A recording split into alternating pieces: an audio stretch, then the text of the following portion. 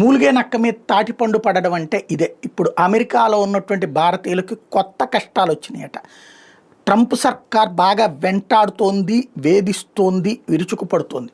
తప్పు మనోళ్ళది కూడా. వెళ్ళిన చోట వెళ్ళిన ఉద్యోగం కాకుండా ఇంకా 4-5 రకాల సంపాదనల కోసం ఇంకో 4-5 రకాల ఉద్యోగాలు చేశారు. డిపెండెంట్గా వెళ్ళినటువంటి భార్యలు అక్కడ ఏ వంటలు చేసినో, లేకపోతే మేకప్లు చేసినో, లేదా ఇంకొకటి చేసినో డబ్బులు సంపాదించారు.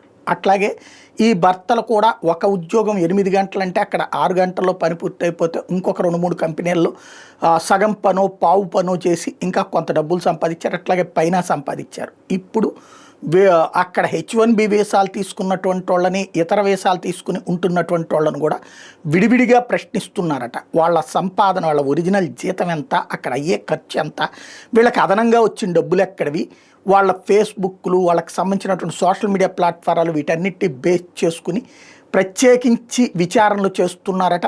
వెంటాడుతున్నారు, వేధిస్తున్నారు అన్నటువంటిది ఇప్పుడు అక్కడ ఉన్నటువంటి ఎన్ఆర్ఐలు చెప్తున్నారు. H1B లేదా F1 వీసాదారుల అనధికారిక సంపాదన పైన దృష్టి సారించారు అని చెప్పేసి అక్కడ ఉన్న డిపార్ట్మెంట్ చెప్తుంది. ఈ మేరకు పన్ను చెల్లింపుదారుల సమాచారాన్ని internal revenue service America immigration అధికారులకు అందజేయడం మొదలుపెట్టిందంటే దీంతో సైడ్ ఇన్కమ్ మీదన, పార్ట్ టైం జాబ్స్ మీద ఆధారపడే అనేక మందికి ముప్పు ఉంది అన్నటువంటి విషయాన్ని చెప్పుకొస్తున్నారు. రాయబార కార్యాలయాలు, పోర్టుల దగ్గర ప్రవేశ సమయంలో H1B వీసాదారులను ప్రత్యేకంగా ప్రశ్నిస్తున్నారట ఇమ్మిగ్రేషన్ అధికారులు.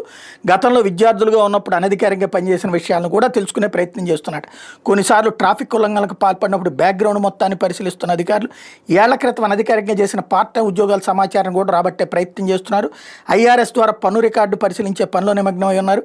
వీటితోడు సోషల్ మీడియా వెట్టింగ్ ద్వారా వీసాదారుల ప్రవర్తన మీద కూడా ఒక అంచనాకు వస్తున్నటువంటి అంశం. వలసదారుల ఆర్థిక సమాచారం ఇమిగ్రేషన్ అండ్ కస్టమ్స్ ఎన్ఫోర్స్మెంట్కి ఇంటర్నల్ రెవెన్యూ సర్వీస్ విభాగం అందిస్తోందని అమెరికా మీడియా ఇటీవలే చెప్పింది. తద్వారా పన్నులు చెల్లించిన, దాఖలు చేసిన ఆదాయం కంటే అనధికారిక సంపాదన గురించి క్షుణ్ణంగా పరిశీలించుతున్నారు ఇమిగ్రేషన్ న్యాయ నిపుణులు. ఇవి ప్రస్తుతానికి విస్తృతం కాలేదు కానీ క్లయింట్లు జాగ్రత్తగా ఉండాలన్నటువంటిది హెచ్చరిస్తున్నారు.